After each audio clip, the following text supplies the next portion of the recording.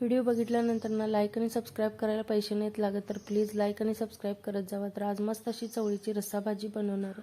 रात्री चवळी भिजत घातलेली, भिजलेल्या चवळीतले पाणी काढून ना स्वच्छ पाणी टाकून हळद आणि तेल टाकून कुकरला 2 शिट्या करून घेतल्या।